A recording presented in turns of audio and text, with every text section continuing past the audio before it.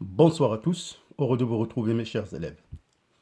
Alors toujours dans le cadre du grand chapitre étudiant l'information génétique que nous avons déjà mis en évidence dans les capsules précédentes. Donc c'est un chapitre grosso modo qui tourne autour de l'étude de cette macromolécule de l'ADN, l'acide désoxyribonucléique, qui est considéré comme le support de l'information génétique.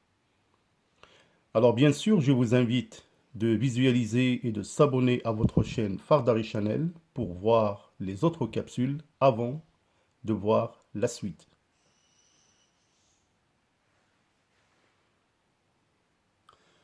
Vous pouvez aussi trouver des capsules pour le programme Baccalauréat Bio, programme marocain, dans les autres matières, la physique et la chimie et les mathématiques.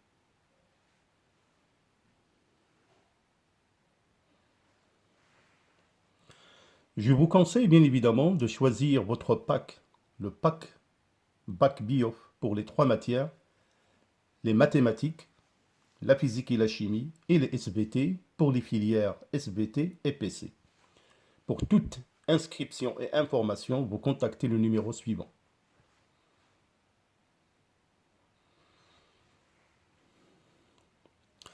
Alors dans cette capsule, nous allons présenter un ensemble de données et de connaissances qui font bien évidemment la base de la génétique et nous allons parler du code génétique. C'est quoi le code génétique? Alors le code génétique, bien évidemment, va nous permettre de définir quelques connaissances de base, comme par exemple la définition des gènes, qu'est-ce que c'est qu'un gène, les allèles, qu'est-ce que c'est qu'un phénotype, un génotype, qu'est-ce que c'est qu'un génome, et comment le code génétique s'exprime par des organismes eucaryotes qui permet bien évidemment la traduction de l'information génétique contenue dans la molécule d'ADN en protéines qui sont responsables de caractères héréditaires propres à une espèce.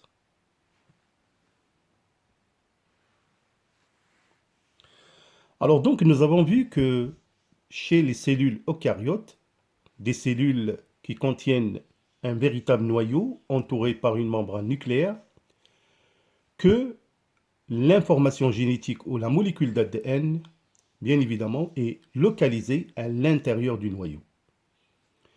Alors par cette petite animation qui va nous retracer toutes les informations que nous avons déjà étudiées dans les capsules précédentes, qui montrent la structure de la molécule d'ADN qui est le support de l'hérédité, qui est constituée par la succession d'unités appelées des gènes qui sont porteurs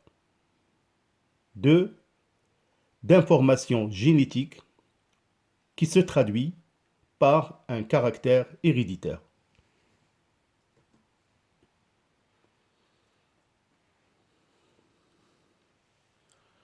Alors donc, dans le nucléoplasme, à l'intérieur du noyau, on trouve la chromatine qui est enroulée autour des protéines appelées les histones, formant ce qu'on appelle les nucléosomes.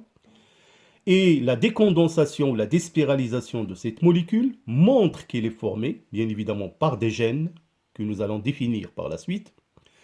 Donc cette molécule qui se présente en double hélice, acide désoxyribonucléique, donc c'est une structure en double hélice formée par la succession de nucléotides formés par des chaînes sucrées phosphates, un désoxyribose et des bases azotées. Donc tout ça, nous l'avons déjà bien déterminé dans les capsules précédentes. Alors donc la succession de ces quatre sortes de nucléotides qui déterminent bien évidemment des gènes.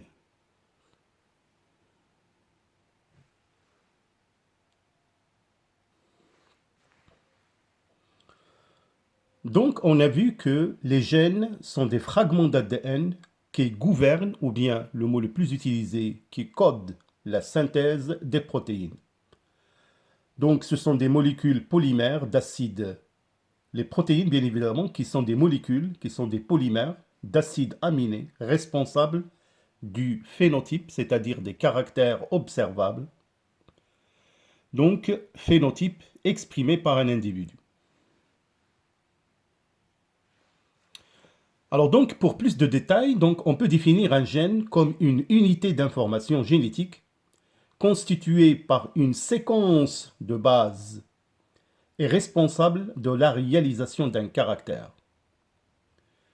Alors bien évidemment, on parle aussi de allèle. Alors l'allèle, c'est une forme différente sous lesquelles un même gène peut exister dans une espèce. Donc c'est une version d'un gène. Alors nous verrons bien évidemment chez les diploïdes que les gènes en général se présentent en deux couples. On parle de couples d'allèles, soit ils sont semblables, on parle de homozygotes, ou bien ils sont différents, hétérozygotes.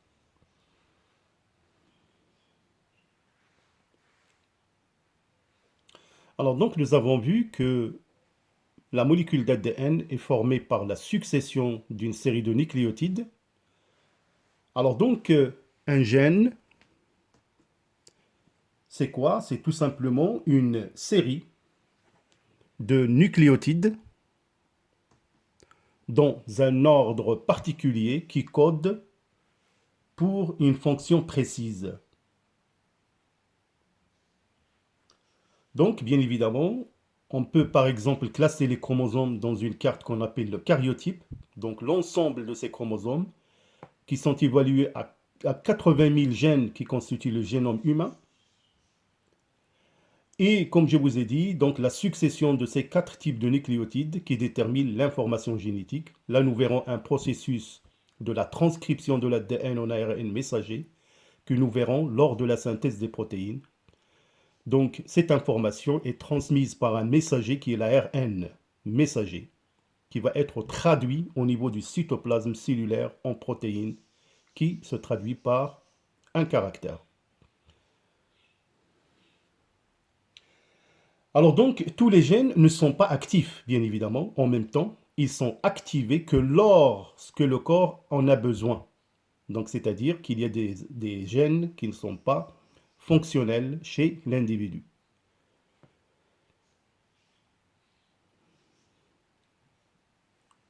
Par exemple, là, vous avez des protéines associées à des gènes. Alors, les différentes possibles d'un gène sont bien évidemment les allèles. Donc, remarquez que les allèles occupent le même emplacement. Donc, on parle de locus. Et chaque couple d'allèles est responsable d'un caractère bien déterminé. Donc, on parle aussi de polymorphe. Alors là, nous prenons par exemple l'exemple des groupes sanguins. Donc là, vous avez, par exemple, ici, pour le groupe sanguin, ces groupes sont portés sur la paire de chromosomes numéro 9 chez l'homme. Donc là, on a les deux allèles AA ou bien AO. Donc, ce qui donne le groupe sanguin A.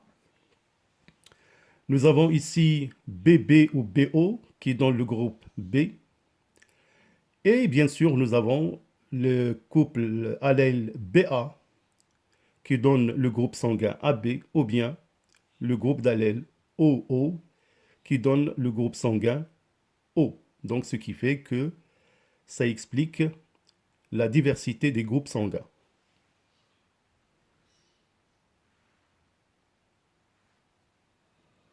Alors donc, comme vous pouvez voir par ce schéma, donc figure de deux chromosomes homologues, donc le locus du gène groupe sanguin.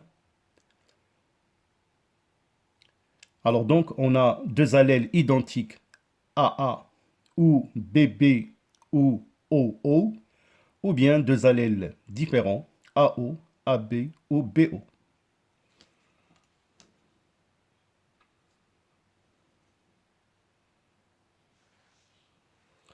Alors donc là, vous avez aussi un couple d'allèles qui est responsable de la couleur de la fleur. Donc là, nous avons un parent A et un parent B. Donc la couleur, bien évidemment, il y a des allèles responsables de marqueurs. On parle d'un marqueur A et d'un marqueur B. Alors bien sûr, mes chers élèves, toutes ces informations, nous allons l'étudier beaucoup plus en détail quand on va entamer le chapitre, l'étude des lois de Mendel ou bien les lois statistiques qui permettent vraiment d'expliquer le mode de transmission de l'information génétique.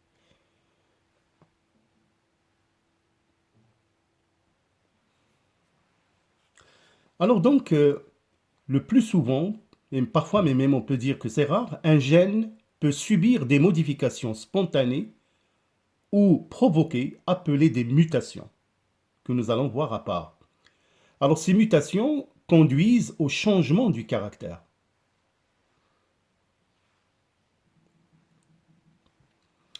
Alors là, vous pouvez voir par ces photos que lorsque les gènes sont fonctionnels d'une manière normale, donc ils donnent des caractères. Donc là, vous avez par exemple la couleur de la peau, la couleur des cheveux, la couleur des yeux, qui sont des traits très caractéristiques d'un gène. Mais parfois, comme je vous ai dit, il y a des mutations qui sont spontanées, qui peuvent bien évidemment porter atteinte à un caractère précis. Alors bien évidemment, prenons le cas ici d'un enfant atteint d'une maladie appelée l'albinisme. Donc c'est une maladie de pigmentation du corps. Chez les individus, il y a une matière, une substance, la mélanine, c'est une protéine, qui permet de donner la couleur à la peau, aux yeux, aux cheveux. Et selon sa quantité, chez les personnes albinos, la mélanine est absente. Donc pour le cas présent, bien sûr, ça on va les étudier pour des exercices proposés pour vous.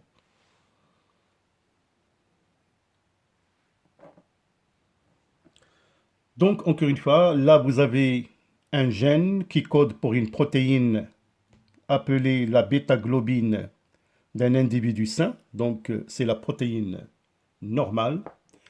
Et là vous avez bien évidemment la bêta-globine d'un individu drépanocytaire. Et vous pouvez parfaitement voir qu'il y a un changement au niveau de cette séquence d'ADN qui a été donc remplacée par TA, et ce qui a donné un acide aminé différent. Donc toute la protéine est modifiée. Donc notez que, bien évidemment, que ces mutations sont spontanées le plus souvent et ils sont rares. On peut parfaitement, par exemple, ici voir, par exemple, des gènes qui codent pour une opsine qui est sensible à la lumière. Donc là, vous avez par exemple un gène B qui code pour la protéine opsine sensible au rayon bleu. Là, vous avez un gène V, opsine sensible au vert, et là, opsine sensible au rouge. Donc, ce qui montre bien évidemment la spécificité de chaque gène pour le codage d'une protéine bien déterminée. Mais rappelons toujours que ce gène n'est en fait que la succession de ces nucléotides qui forment la double hélice de l'ADN.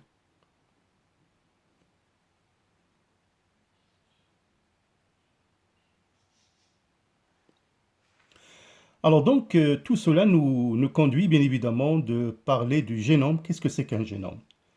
Un génome, c'est l'ensemble du matériel génétique d'une espèce codé dans son acide désoxyribonucléique, c'est-à-dire l'ADN. Notez bien sûr qu'à l'exception de certains virus, le génome est constitué d'acides ribonucléiques, c'est-à-dire il y a des virus ARN. Alors donc, le génotype, c'est l'ensemble des caractères génétiques d'un être vivant, qu'ils se traduisent ou non dans son phénotype. Alors, c'est donc l'ensemble des caractères physiques et biologiques d'un individu. Alors le phénotype, c'est l'ensemble des traits qui sont observables d'un organisme, c'est-à-dire l'ensemble des caractères apparents d'un individu. Donc le phénotype, c'est les traits qu'on peut observer. Alors maintenant, j'aimerais bien vraiment que vous sachiez quand on prend un segment d'ADN. Donc nous avons vu que la molécule d'ADN est une double hélice euh, formée de deux brins antiparallèles. Donc on peut noter l'orientation 5', 3'. 3', 5'. Notez bien évidemment la complémentarité entre les bases azotées, T devant A, G devant C. Alors il faut bien évidemment déjà savoir que l'information est portée par le brin 3', 5', c'est-à-dire c'est ce brin-là qui va être transcrit, copié lors de la synthèse des protéines, alors que le brin 5', 3' sert à stabiliser la molécule et lui permet de se reproduire. Donc comme il joue le rôle d'une petite plateforme.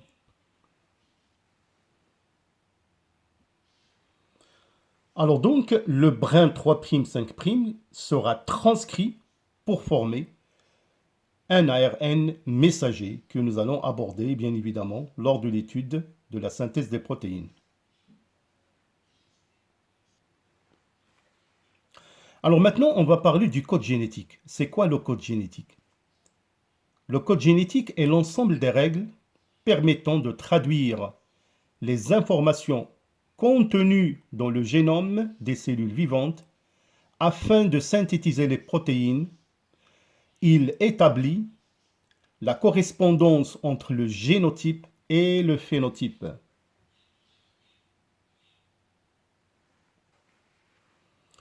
Alors donc voilà ce petit tableau qui résume en quelque sorte le code génétique. Alors des études scientifiques qui bien évidemment révèlent qu'en 1966, le code génétique était entièrement décrypté et nous savons maintenant qu'il existe 64 associations possibles de 3 nucléotides. À chacun de ces codons correspond un acide aminé, à l'exception de 3 codons qui sont qualifiés de codons stop. Donc c'est très important mes chers élèves, il faut savoir comment lire le code génétique. Alors tout d'abord, notons bien évidemment que le codon UAA, UAG et UGA sont appelés des codons stop. Nous verrons bien évidemment à leur niveau s'achève la synthèse des protéines. Ou plutôt, on peut dire que les ribosomes ne sont plus fonctionnels. Alors remarquons ici que on a 20 acides aminés qui sont codés par 61 codons et on peut parfaitement observer qu'il y a des acides aminés qui sont codés par plusieurs codons. Alors je vous donne par exemple ici pour la leucine, donc ils sont codés par le CUU, CUC, CUA, CUG, donc 4 codons qui codent pour le même acide aminé, parce qu'on a seulement 20 acides aminés. Alors j'aimerais bien attirer votre attention que l'acide aminé méthionine, qui correspond au codon AUG, donc il est codé par un seul codon. Et en général, la méthionine chez les eucaryotes, c'est toujours le premier acide qui débute la synthèse d'une protéine. De même façon, la tryptophane aussi, il est codé par un seul codon qui est le UGG. C'est juste des observations. Alors, comment on peut déterminer par exemple un tel codon? Prenons par exemple le UU ici. Donc, on va prendre la première lettre, ou le premier nucléotide. Là, vous avez la deuxième lettre, deuxième nucléotide, donc UU. Et là, vous avez le troisième nucléotide U. Donc, ce qui donne UUU. C'est pareil ici. On a U, U, et là, vous avez C. Donc c'est comme ça qu'il faut bien évidemment déterminer l'acide aminé correspondant. Donc bien évidemment, chose qui vous sera demandée lors des exercices.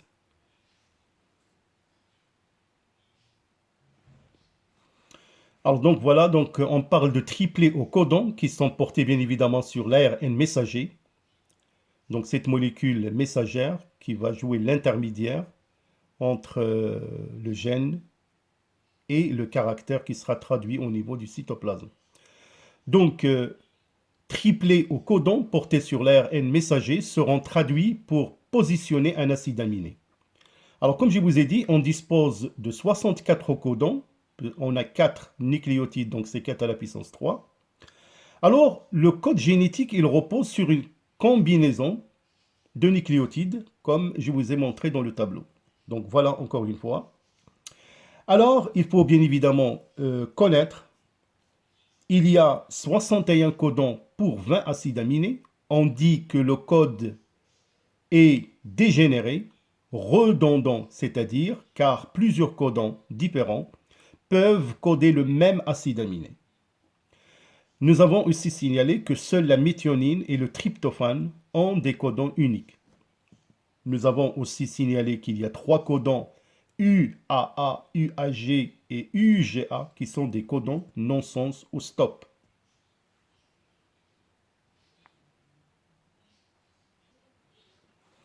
Alors donc la définition d'un codon, c'est une séquence de 3 nucléotides au triplet portés par l'ARN messager correspondant à un acide aminé ou à un codon stop ou non-sens. Alors nous verrons, mes chers élèves, dans la capsule prochaine, la définition bien évidemment de l'ARN messager, donc qui est l'acide ribonucléique messager. C'est une macromolécule formée d'une séquence de 4 nucléotides différents caractérisés par leur base azotée, à savoir l'adénine, cytosine, guanine, et à la place de la thymine, on trouve une base, l'uracile. L'ARN messager, c'est une molécule monocaténaire, un seul brin. Nous verrons bien évidemment le phénomène du brin transcrit, c'est-à-dire la transcription de l'ADN. Donc le brin de l'ADN qui sert de matrice à la formation de l'ARN messager lors de la transcription. Alors c'est vraiment les connaissances que nous allons viser dans les vidéos prochaines. Merci pour votre aimable attention. Vos commentaires toujours sont les bienvenus. N'oubliez pas bien évidemment d'encourager votre chaîne Fardari Channel si vous voulez avoir plus de capsules, d'exercices et de live. D'ici là, portez-vous bien. À bientôt.